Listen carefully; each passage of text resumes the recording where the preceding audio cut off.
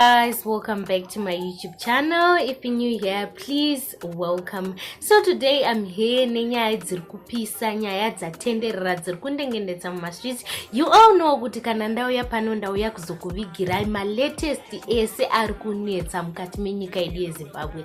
So the first story that I have today inyaya Muridzo. So maikekeso vakabuda kupodcast ya Ola vachitaura kuti Muridzo has nothing for now.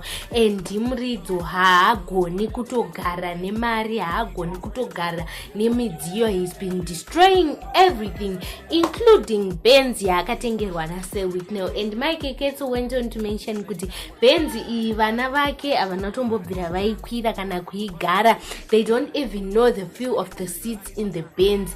And also kufamu kunogara kuchitaurwa naMuridzo hakusi kwake, anongoclaima but then hakusi kwake kwaanenge achiti ndiri kurima.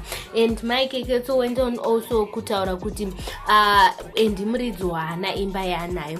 So me thinking to myself is vanhu kana makapesana nditi makapesana on bed parts, makapesana mimi zvisina kunyatsomira zvakanaka. I don't feel like it's right. Handisi kukuridzira Muridzo zvakaita, but I don't feel like it's right kuti utaure zvinhu out of anger kana kuti utaure zvinhu zvaunozoregreta mangwana, degrading someone kana kuti kudzikisira mumwe munhu, your spouse, because despite zvamakatadzirana, he's still the father of your kids. Like makatombogara mese, you spent a while muri mese.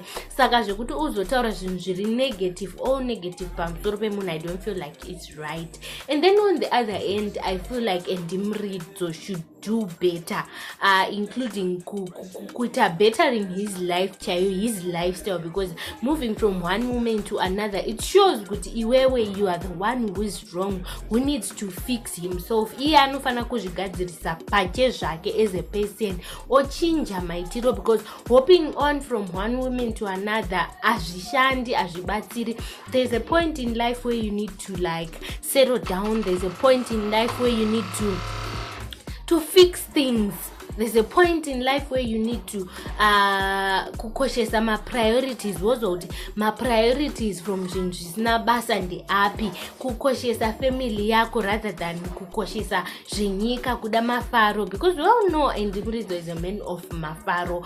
But sometimes unofana kuita ka growth kari mauri. It's not like varume vese vanoridza vanita mabenza, vanita zvemaband avaite mjolo. They do mjolo, but they know at the back of their minds kuti they have responsibilities, vane mhuri. So I feel like Muridzo should improve when it comes to family, when it comes to finances, also kudzidza kunyatsoronga nekugadzirisa mafinances ake, because how can you be an artist une mhuri une vana hauna imba? How can you be an artist you don't have a car mota inoratidzika, asset inoratidzika yekuti nhasi ukanzi wati d apa vana they can vanokwanisa kusara vachitangira ipapo. You don't have a house, you don't have a car, famu racho rataita stori pamwe nderake rokunzi arisi rake. So this is too bad.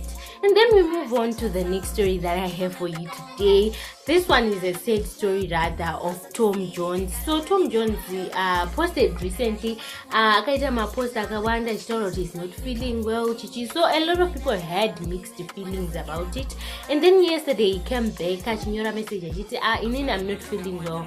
Saka for those vari kutaura zvavari kutaura, it's fine, but then musadrege zita ramaititi muchitanzi takadya mari, because inini namaititi hatinotombobvira tataura tesi, we are not in connection. Saka vari kuzotaura zvavari kuda zvekuti takadya mari. Please stop it. And also vari kuuya kuinbox kwangu requiring mapictures nechichi kuti toda kuuya tichikuona. Those vanonyatsondida genuinely, they would never demand that. Saka Tom Jones arikunzi ari kurwara, and I saw wechijandukwa posted today vachiti asenderwa mapictures na Tom Jones, and it's not even looking too good, guys. So vari kuzotaura zvavari kutaura pamusoro paTom Jones.